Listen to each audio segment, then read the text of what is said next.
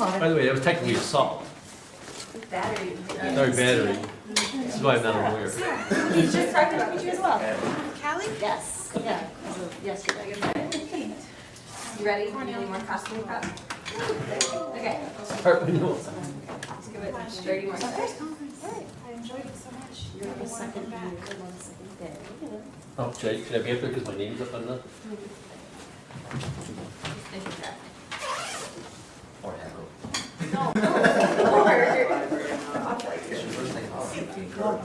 I'm holding it. All right, so we're on the half hour. If we can get started. I am Jessica Frank, A2J Author's project manager. Today I am with Tobias and Torrejo, our A2J backend developer, and our fearless leader robot, John Mayer. We are presenting on law students, access to justice, and legal education is A2J Author.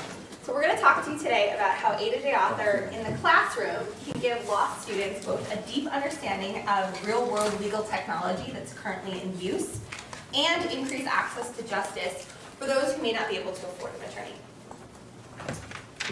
So on our agenda today, we'll provide a brief overview of A2J Author and its history and the underlying technology behind it. We'll also discuss how A2J Author has been used in more than 20 law school courses over the past 5 years, and the resources that Callie provides so that you too can bring A2J Author into your school.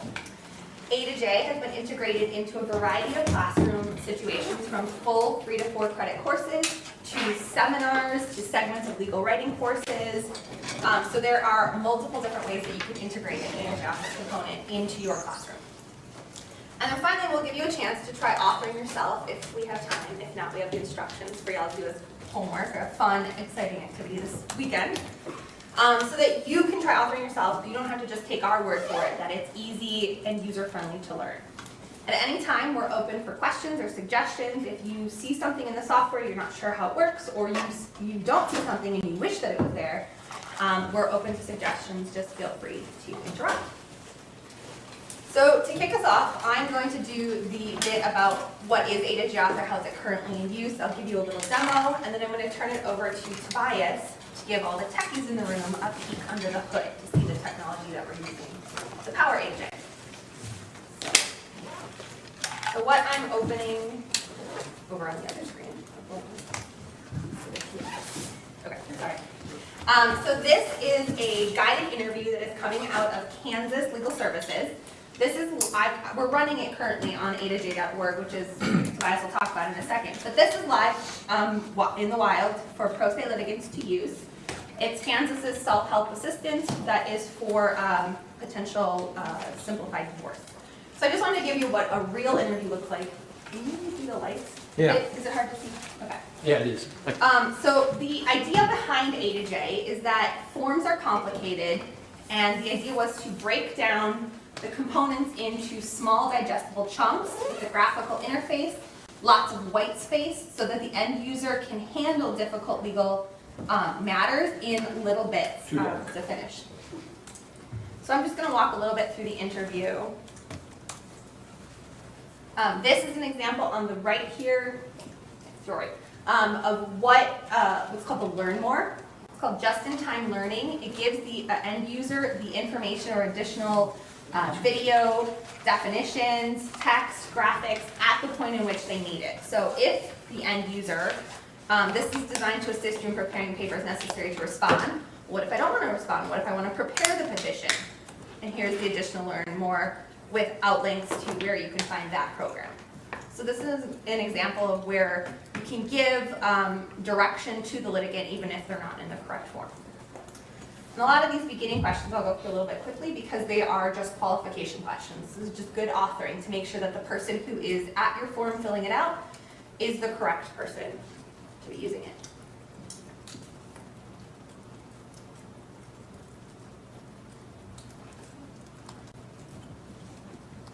It populates an avatar for the end user. Coming by the end of the summer, we're going to have 6 additional avatars that include we have the young female, the young male avatar. We're also going to have in a wheelchair young and female and male, and then 4 older versions as well. And we're not going to ask the what's your gender question because that's not the appropriate way to ask what do you want to be your avatar. So we're changing the way A2J is evolving and changing the way that this still gives meaning to the pro se litigants, that they still get the same field. There's an avatar representing them, but they're not spending a ton of time picking it, and it's also as inclusive as possible. They'll have a range of 5 skin tones and 8 hair colors as well to pick, so that their avatar is as representative as possible without being a bit emoji-like that they have to decorate and bling out. So yeah, we're just going through, these are qualification questions. Unfortunately, I didn't qualify to go back, so this is just an example of a live guided interview to show how it works. But I'm happy to give links if you all want to try it out. There are 1,100 guided interviews in 44 states and 4 countries. So there are guided interviews on pretty much every topic of law across the country. So I'll get back to the...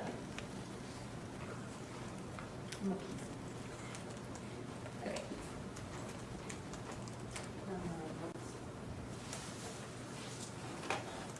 This is why the tech guy with us. Okay, thank you. Sorry. So a little bit of the history of A2J Author. A2J, like I mentioned, it's been around since 2005. So all forms, the forms are the language of the court. If you don't speak form, then you're going to have a difficult time accomplishing whatever your goal is.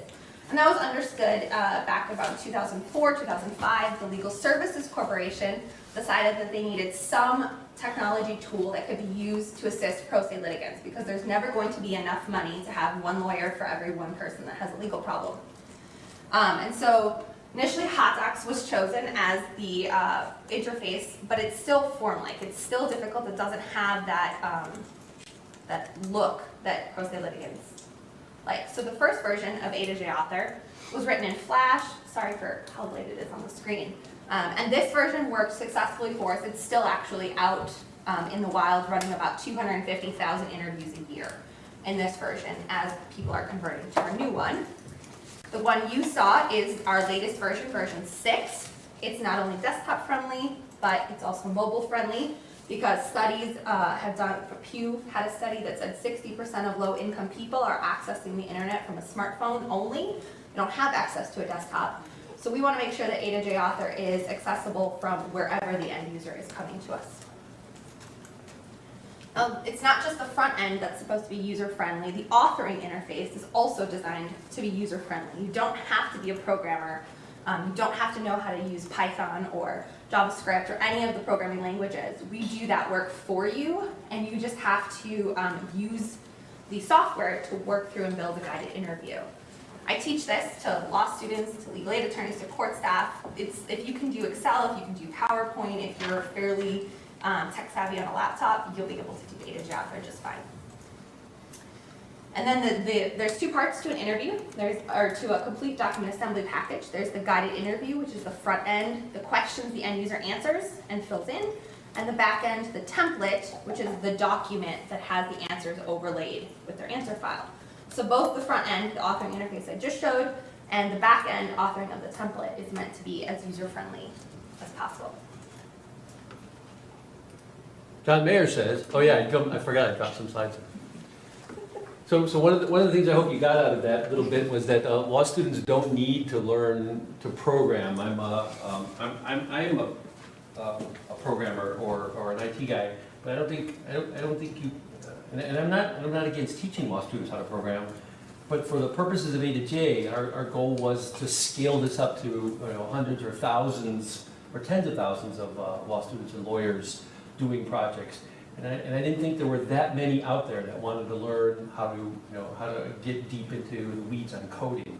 And so the goal always from the beginning for A2J was to get them to think in terms of flowcharts, or think in terms of systematizing the questions, which is where their subject matter expertise would be developed or they would have, and then give them an interface where they could do that. They don't have to know the semicolons or the or the brackets or things like that of Python or JavaScript or something like that. So it was a scale problem. We wanted to do this at a big scale, and that's why we chose the path that we did for no code authoring. That still doesn't mean that a guided interview has to be simple. It is an expert system. We have logic built in there, functions, macros, conditional branching. All of the things that, if you were at the opening plenary with Robot John, he showed his mapping of his brain. That was an A2J guided interview flowchart on the back end. So even Robot John has used guided interview to map over complex knowledge. So it does allow you to do things that you can have multiple templates assembled from one interview. So if someone has children and they need this additional form, it can be added into the end package. If they don't meet income requirements, you can screen people out. I've seen guided interviews. Generally they range between 50 to 100 questions, but there are some that are 400 or 500 questions long. Not everybody hits all 500 of those questions, but it's possible to have a very complex system built into A2J. As I mentioned, we're in 44 states and 4 countries. We're expanding in Canada. We're in Quebec and Ontario, and also in British Columbia. The law school there has done work. And we are running right now guided interviews for New South Wales, Australia on our A2J.org platform, which Tobias will talk about. Also Puerto Rico, Guam, US Virgin Islands, and the 44 states. And 4 federal courts are using A2J as well for some of their paperwork. We have national and international partnerships. One of our biggest partners is Law Help Interactive. They also get funding through the Legal Services Corporation, another one of our partners and funders, to be the server to host guided interviews. They host about 500,000 guided interviews a year for pro se litigants across the country. We have worked with the New York courts, their DIY program. If you're following our Twitter feed and you see Feedback Friday, the New York courts are tweeting out pro se litigant reactions to the software. Legal Aid of Ontario, the U.S. District Court, and then our latest project last year was with Microsoft and Pew and the Legal Services Corporation on their Legal Nav project. They're building a portal in Alaska and Hawaii to direct people using natural language processing and AI to the appropriate resources. A2J Author is the back end for how an end user moves to the appropriate resources. And they're using both the A2J interview and the A2J DAT, our document assembly tool, as well. Okay, enough from me. I'm going to turn it over to Tobias for our tech intermission. So This is a good time to say, are there any questions? Or we go too fast? I do talk fast, sorry. You do talk. But you pack in a lot of information. Perfect. So I thought I'd like, give people a pause? No? There'll be time at the end too, so thank you. So anyone can just reach out to A2J.org and then just follow the, I would say the steps, right? So Yes. how will you approach a situation where, maybe someone who needs help doesn't have access to a computer? Is there kind of like a library where they can just go into the site and Yep. get assistance, that kind of thing? Or? Yeah, so generally they're not coming to our website to find the guided interviews. These are hosted by us and by Law Help Interactive, or self-hosted. Tobias will talk about that. And then the link is on the legal aid or the court's website, or the law school clinic's website. And then the end user is not, it's not the disjarring break that they're this whole other website, what am I filling out? There's a funnel through from the trusted resource into a guided interview, and there's opportunities for branding of a guided interview, so the legal aid can put their logo or the court's logo can be at the bottom so that the end user realizes it's still part of the package. Okay. And then they're taken back to the website at the end. Okay. Yeah.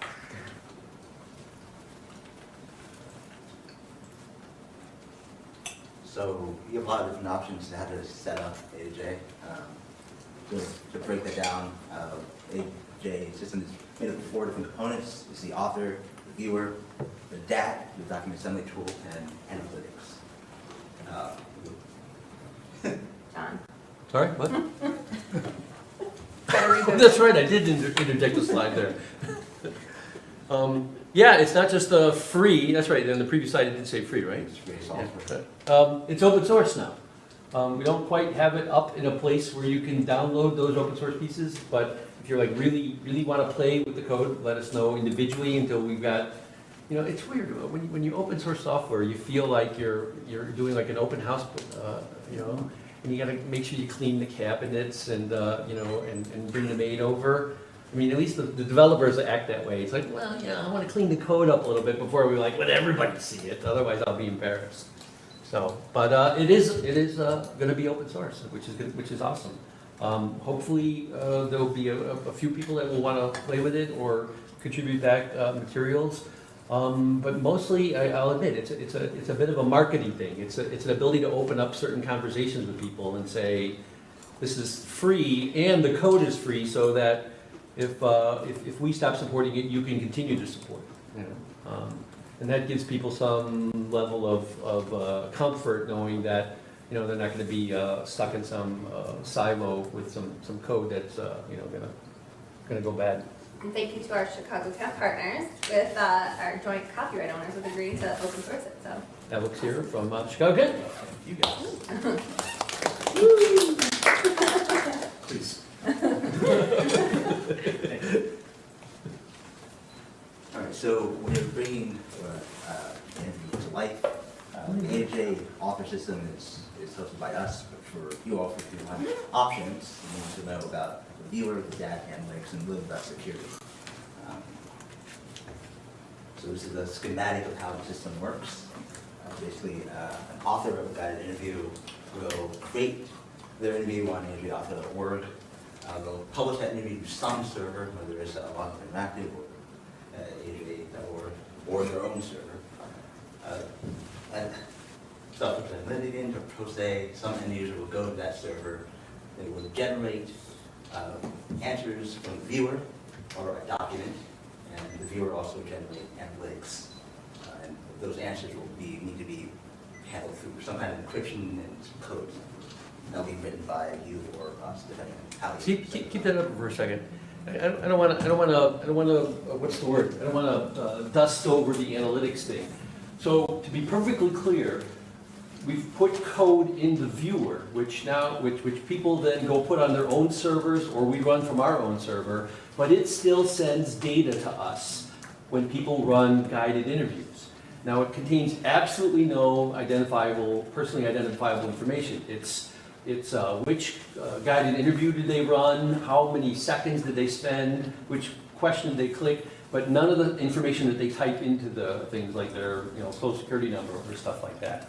And the goal of that analytics, well, first of all, there's two goals. One, we do the analytics ourselves because the other way to do it is Google Analytics. But if you do Google Analytics, they looked at all of that because they're mining it for marketing purposes, right? And selling it to people and stuff like that.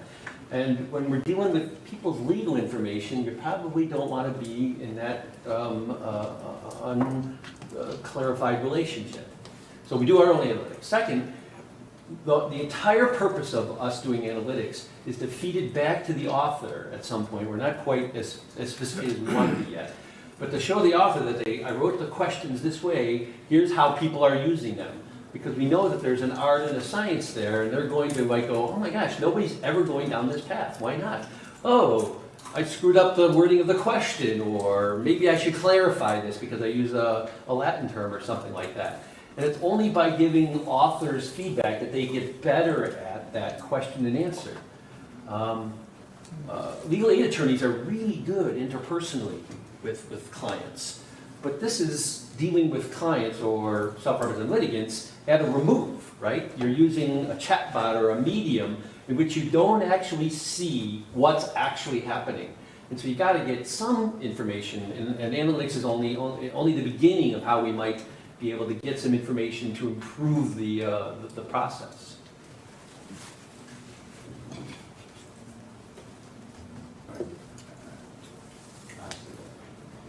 And so your options, like we said, you can self-host, you can host on Author Interactive, which is larger hosting systems, or Cali's new system, A2J.org. Author Interactive is available for. Wait, go back on that. That's actually worth just a quick mention. Why are there options? Why do you think there are different options for hosting this? Why don't we just have like one website in the whole world for this? he learned from the plenaries, we're calling you guys. That's right, man. You have to get in your face. Let me see your Deb. Yeah. So Deb, why do you think there's a? I wasn't at the plenary. What? No, why do you think there's options for hosting? You know, what could essentially, you know, the internet is just one place, right? Why don't we just have one place? Yeah, you just don't want to host it in one place and it goes down and you don't have access to That's good, backups, that's not the reason I was thinking of, but that's actually a good point, is to resiliency of the service. Relevance? Different things, different topics on different servers? Could be if it was like, if there was a lot of topics, but we're still pretty small right now. Some places, some clinics may want a little more security for their Practice. clients. Yeah, exactly. Actually, it's more just everybody does things a little bit differently, and there's a large degree of localism going on here, right? And so some clinics are set up with a smart IT guy, not unlike Tobias, and he's like, yeah, I'll put it on my own server because even though I know you're not collecting information, I can't promise that to my funders, so I'm going to do it myself. And we're like, totally cool. Have a piece of the software, run it yourself. And others are like, I don't even know, how to do that. I'm happy that you're running it for me, and I will trust you for that, or we'll conditionally trust you until you give us evidence to the contrary. And LHI is a version of that. Basically, they were funded at the same time we were funded for A2J to be a one website in the country for all the legal aid organizations to host all their hot docs and A2J author guided interviews, so that every state didn't set one up. It was an economies of scale sort of a thing.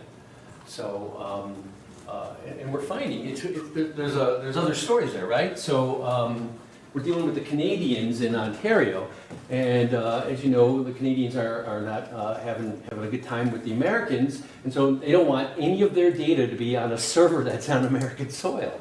So they have to self-host. If they're gonna work with us. And since our goal is not like, only to do things in a way that will make us money or keep people in our silos, our goal is for people to use the software to their benefit. We're okay with whatever model will work, which is why we did the open sourcing, so that we can play with different models. I imagine in the future, as things get simpler, the complexity of all the different ways of doing things will simplify into one or two ways of doing things, but we're not there yet. It's too new. Does LHI or the self-hosters get to collect their own analytics, or is that only going in one place? It comes back to us. Good question. So for now, the analytics come to us because that's like yet another level of sophistication is figuring out Matomo and stuff like that. But to be honest, though, if they wanted to, we would work with them. It does help us too, to be able to say how many runs are being done in general, and got interviews, and for us to know if there's problems with the software. Yeah, if you can't collect money, at least collect bragging rights. I mean, in bragging rights, we had 1,000 guided interview runs in the version 6 in one day, 2 days ago. And the average person spent like 15 minutes on an interview. There was only an 8% bounce rate. Like those kind of things that we can continue to do our work and get funding by showing that there are hundreds of thousands of people using guided interviews every year.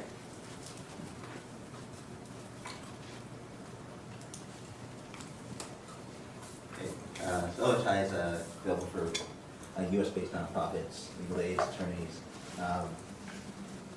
As you'll be able to see later on, users can save answers and manage accounts, but you can only host interviews using the DAT and hot docs, not college. Self-hosting is a bit more flexible, so if you need more than just this generating document, then you can self-host it and write some of your own code, which is pretty good for something like an intake system. So the setup for self-hosting is you would need to know how to set up your own server, maintain your own server, write some code. It's pretty complex, but all the inputs and outputs are standard data, like XML and JSON. So it's definitely not.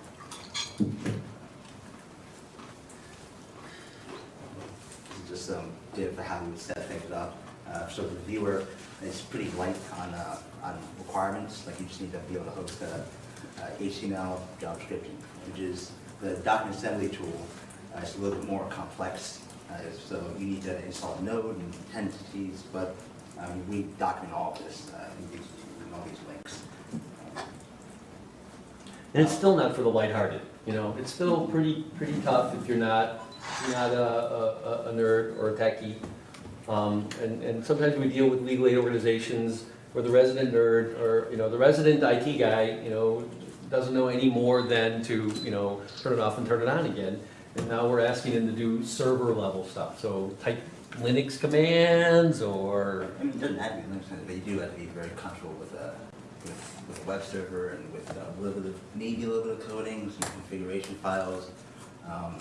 If you're comfortable with that, you can get it done in about, you know, maybe a day. If you're not, then you're gonna have to learn those things, and which is certainly learnable, and it is flexible, so you can use whatever you're comfortable with. Like if you're not a Linux person, you can use Windows and IIS, and yeah. if you don't like Apache, you can Or, use Nginx. or the cloud, AWS Yeah. or Heroku. So there's all these services out there where you can spin up a server for pennies. You know, it doesn't get expensive until there's a lot of activity or you want it to go a lot faster. So your skill level doesn't have to be that high, or you don't have to be that sophisticated, because the cloud makes it into essentially a dashboard. Although with great power comes great Responsibility. and danger. You know, you could be throwing your stuff up and not knowing that you're exposing people to personally identifiable information and stuff like that. And even once it's up, you still need to maintain it. Like setting up a server is not just setting up a server, it's also updating the server and even trying to hack your own server to see what you missed. I mean, so, yeah. Yeah, so, you know, these are the problems of trying to get people to use sophisticated stuff. Sure, run it on your own server, but, you know, you better be smart enough to do that. It's a little bit like handing people, you know, their own bulldozer or, you know, tractor trailer, and they don't have a CDW license, or is it a CD license, or whatever, commercial trucker license, or they don't know how to operate big machinery. They're gonna get themselves in trouble, you know. So, I don't know.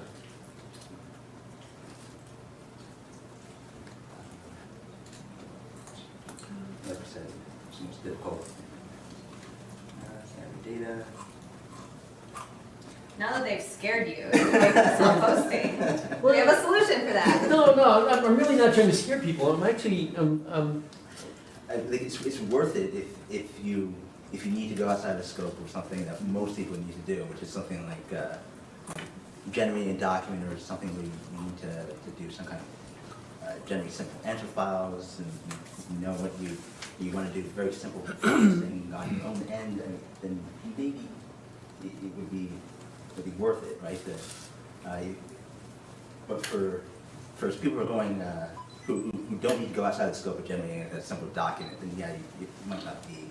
Well, and you don't have to worry about hosting or storing people's data on someone else's server. If you don't have to worry about that, then yeah, you might be in more trouble in this world.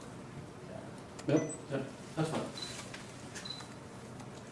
So if it is more trouble in this world, you can use Cali's A2J.org, which is available for free, called Relays on Profits. Cali member benefit there, so make sure you keep your Cali memberships up, no? Like I said, it has all the basics. You can generate documents, you can manage accounts and save master files. Things are secured, updated, and you can even have integration with the A2J authoring system.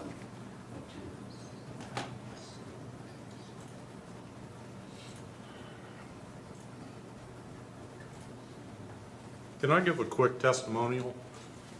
Yeah. Sure. So, for lack of a better word, I run a self-hosted installation here, and For South Carolina, for legally? South Carolina, and I'm basically, I can attest to everything that was just said about the self-hosted situation. Uh-huh. I came from a Solaris background. Oh, okay. I had not touched Unix in 10, 15 years because basically my job situation changed. And as Tobias knows, I had a fair amount of difficulty getting it running and keeping it maintained. We are, and I'm not trying to scare anybody either. If you have the talent to do this, self-hosted, do it. We're taking a hard look at moving to the hosted solution But right now, that's kind of on, that decision's on hold because the professor over that particular project is not available right now. But we're probably going to move to it. And I'm not, I don't want to oversell either, but Tobias has been very responsive. Some very positive responses and some hand-holding along the way. So it's not impossible, and it is running. Of course, right now, it's pretty dormant because, Yep. you know, and the students did create a couple of good interviews. So we know that from the student side of things, they picked it up pretty quickly. We'll have John give you your $50 after. Remember what I said before about scaling? We're still trying to figure out how to package hosting. So we have our own hosting, but if you want to self-host, then we want to package that so that it's a drop and install sort of situation for whatever your needs are. I won't go into details, but there's like an enormous amount of innovation going on in the whole virtual servers and virtual machine space that is exciting and complicated and utterly nerdy, you know. but it holds out all sorts of interesting possibilities here. Things that a few years ago would have been, you know, I'd be really scared to be talking to people about this stuff. I'm actually a little scared now, but you know, but I see the possibilities here. You know, it's almost like, you know, packaged hosting is almost like you can run your own app store, in which the apps are the guided interviews inside of that. Yeah. You know, and then you can literally run your own, you know, legal operation after that. That's fascinating.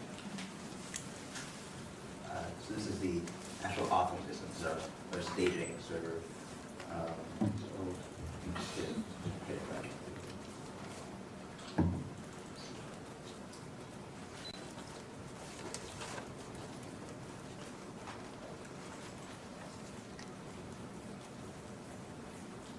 Here we go, live demo. Pray to the demo gods, everyone. That's right. Praise the demo gods.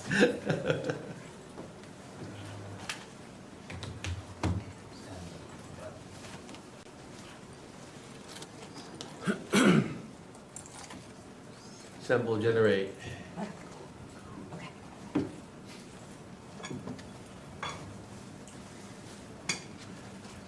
So he just pointed the last question at the assemble generate, which is, now he's going to create an actual sort of a demo document to be generated, just to show that it can be done.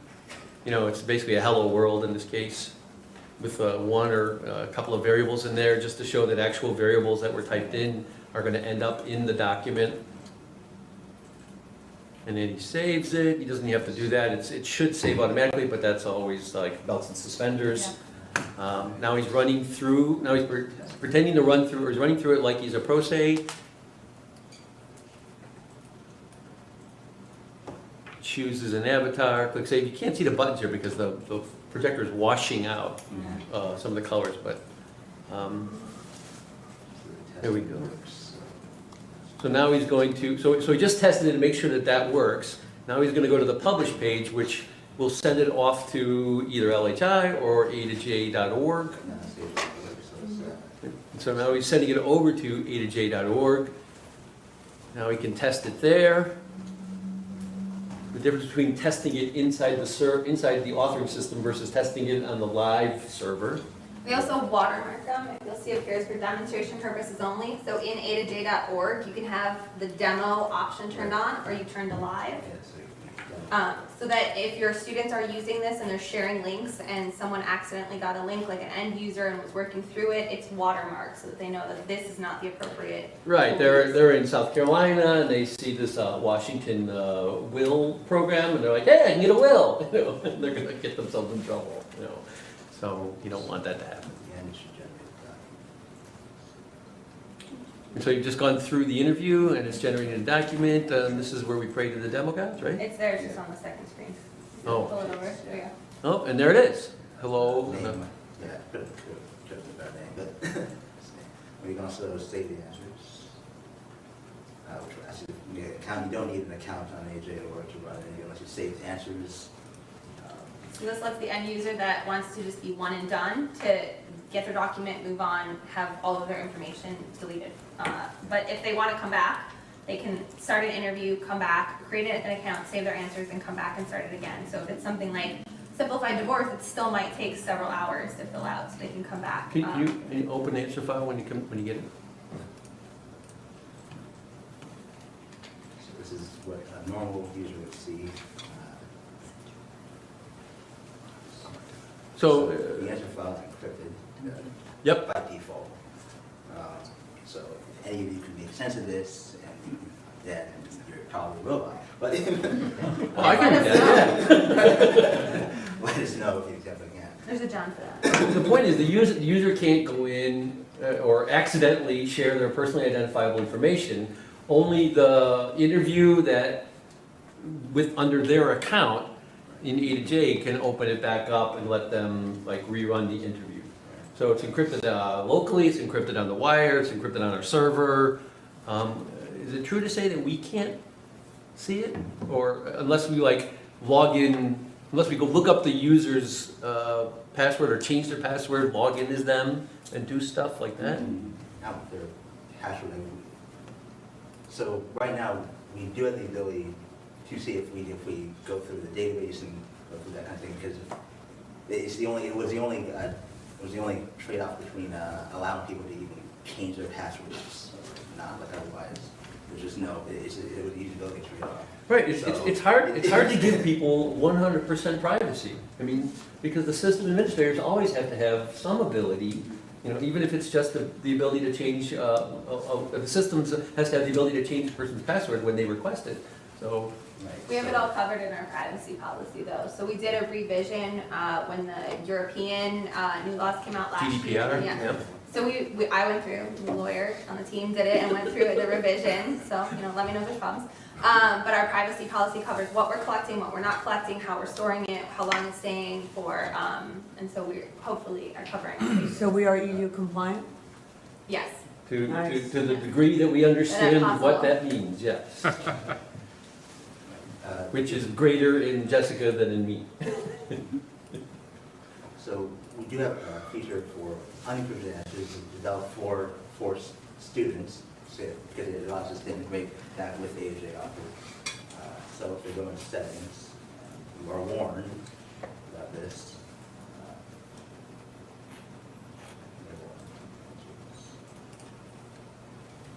So you can download an unencrypted version. We were practicing yesterday for this presentation and Tobias is showing this and I was like, oh, that's really cool. Like, when did you add that? He's Yeah. like, I told you about it like 5 times. I didn't know what. So it's even new to our team as well.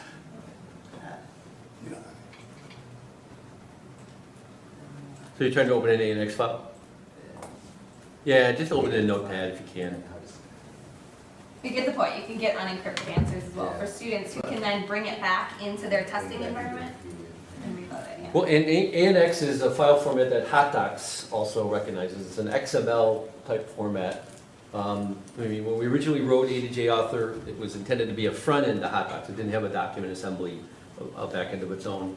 And that works just fine. So if you run field load files, you see the previous was, the test was high, PWR, you run the test, slide to them, which is the save answer top. Cool. So. All right, so we said, but not. You know what this is like? It's a little bit like Lego, or it's a little bit like, I don't know how to describe, I can't think of a good analogy. Right now, we have all sorts of ways in which people can see the clunking pieces of this, which makes it look a little, it sounds like it's a little sloppy, but it's not sloppy. We haven't like put the covers on it because we're still working with different use cases where it might be used. And the covers would look different depending on which use cases. Whether it's something that's going to ask questions and then end up in an e-filing situation, be used by a court, used by a law school because they're creating an app for a clinic, used by legal aid because they're creating for self-represented litigants. All those different use cases are going to change the way some of the tooling is done. And that's what we're trying to stay flexible to those possibilities right now. So although it's an operational piece of software, very much so, 1,000 a day, it's also a work in progress. Here's a little peek of what the analytics looks like. This is for the last week of May. Most of the runs for the entire week of the West, and then Canada by. What's the dude in Bulgaria doing? I don't know. Getting justice. That's right. Bulgarian justice. Yeah. Noted a lot of mobile usage. Right now, that's probably 30-some%.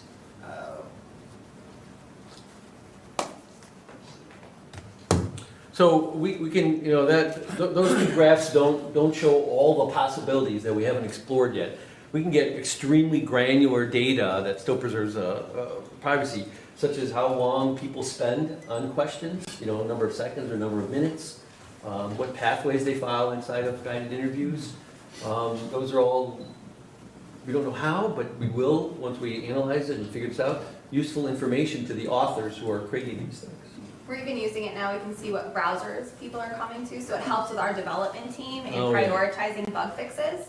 So we have issues with IE and Edge because they handle JavaScript differently, but only 7% of our general pool of end users are accessing it that, so it's more important to fix bugs that are affecting 93% of the people than just 7%. So we use it internally. You gotta prioritize your resources, absolutely. So what's your biggest browser of the most? Chrome.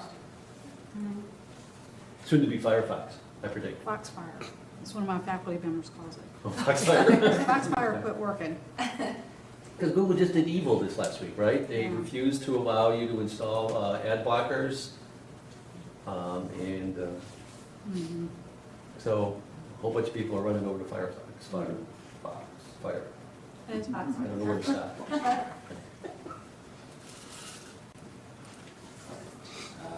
Said, keep respect privacy, nothing. I think we covered it. Right, so if you do self-host, you need to be mindful of handling user data, and encryption, which is very easy, HTTPS versus HTTP.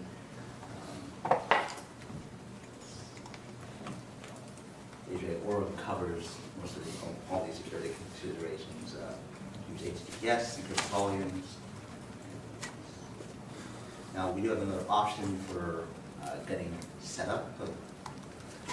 So what we have is the experimental A2J Docker setup. This is mostly geared for development. So if you know a coder or a CS student, a software engineer, and you do want to develop something that is outside the scope, but you're not quite ready to do some self-hosting, this will allow you to have a fully functional environment on any machine, really. Probably mostly for your personal machine. So this will be something you would be using the A2J viewer as the front end for data collection, and you want to do some kind of more complex data processing with custom code.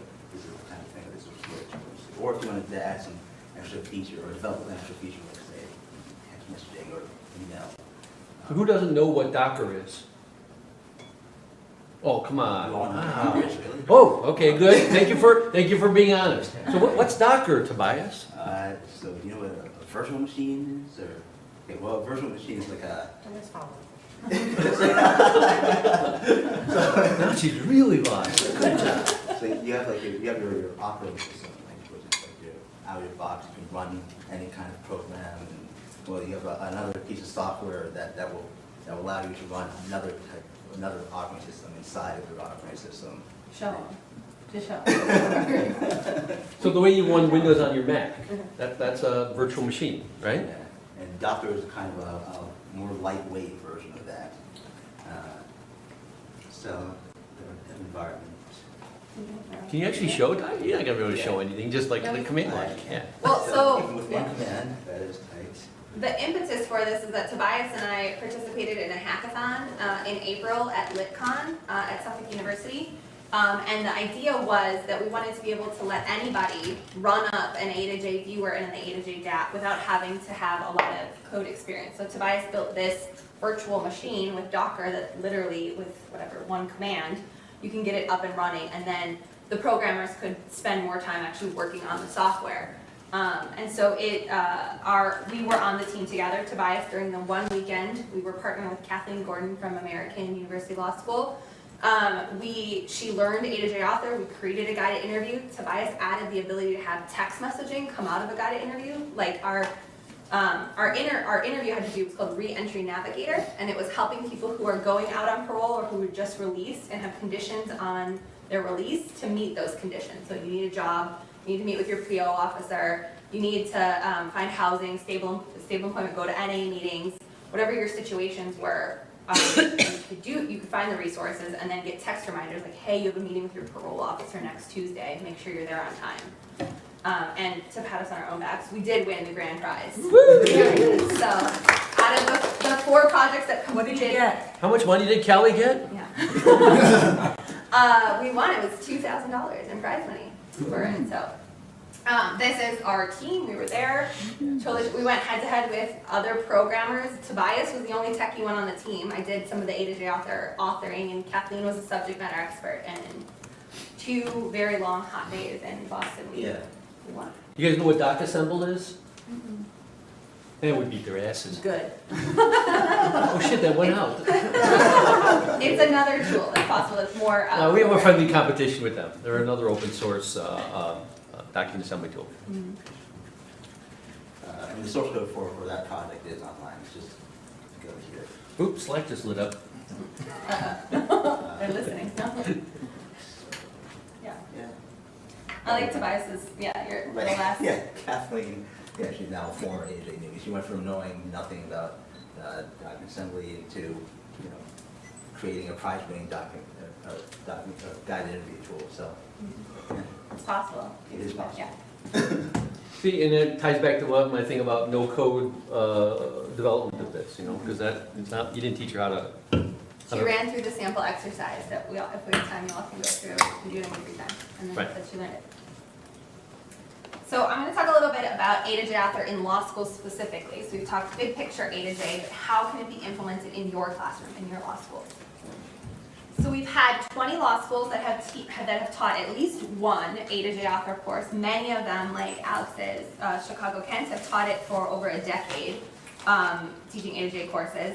As I mentioned, they can be full, 3 to 4 credit. They take the full semester. The students go through, I'll just use Alex's course as an example, but they go through some empathy training, and they're working with pro-says, 20 hours of on-the-ground learning who your clients are going to be at a help center or at a court kiosk, to drafting legal writing memos, detailing the law, so they get that practice, to then learning the software, working through it, peer review, testing, so you learn the process management and the technology component in a larger access to justice.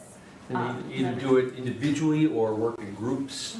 And Callie is working on, we have plans for future technology that would make collaboration much easier, so that like Google Docs, you could have multiple people co-editing a guided interview. And we are conscious of the way in our development team and our minimal budget in making it work for law schools too, because that's where Callie's main focus is in legal education. So we want to make this tool as usable in the classroom as possible.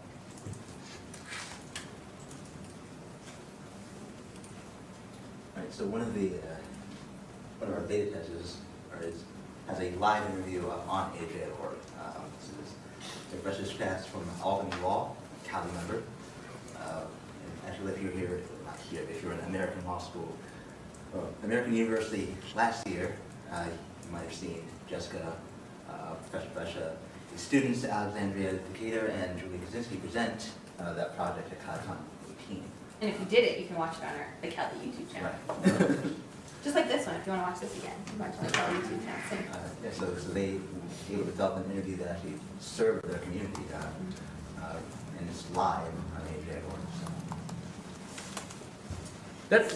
That's actually an interesting point, right? An awful lot of, I'm not dissing hackathons, I love the energy they create, but a lot of them end up in 60 or 70% complete projects that, you know, it's too much effort to get over a finish line, you know, and, you know, Ray's class got a project done, published, and out there being used, you know, which was awesome, you know, and that's always been our goal. It's not just, I don't want people to just practice with this, I want people to actually produce with this. Yeah, we've had partnerships over the years where the law school will partner with legal aid organizations that might have a need for something to get automated, but they don't have the tech skills. And so we've had partnerships literally across the country. One of the students I taught when I was at Chicago Kent is now working for Kansas Legal Services doing A2J guided interview development. So there's learning the tech, and there's also like a job market skill that they can take out there and use on the marketplace.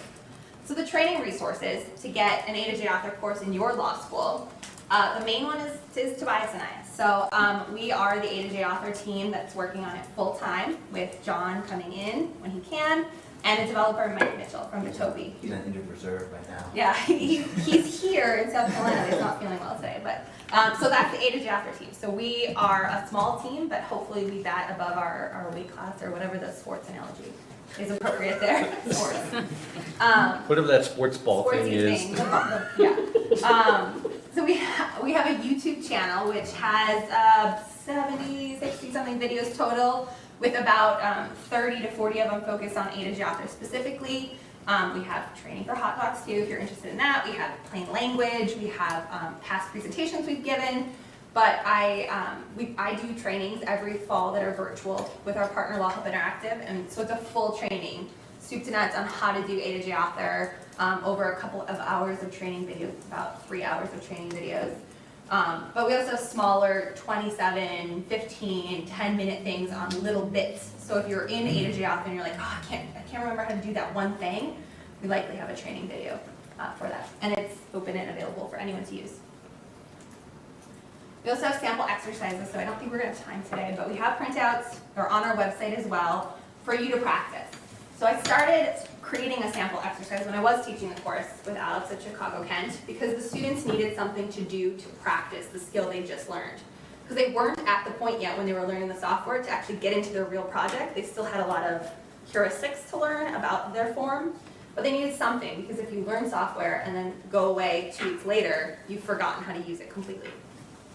So we made a sample exercise the first time, and then we got grant funding to make 10 additional exercises. So last December, we released the 10, so now we have 11 sample exercises that range from the quick and easy one, which is the one we're going to do today, to a complex 3 to 4 hours to do a complete document assembly package. I give you, it's sort of like an exam. I give you all of the parameters of the law that you need to know. The A2J NPT. I actually, you get a ninja belt if you win too. There's a whole gamification. It's all A2J author land, so there's legal references. I tried to build it in as much as possible. But so those are on our website for you to assign to your students to do, even just to get a quick integration. They can do that as a 1-hour homework assignment, or to learn the entire package. So those are under the Learn tab on A2JAuthor.org. We also have user testimonials. So this one comes from our New York courts. The DIY Forms project mainly uses A2J Author as their front end.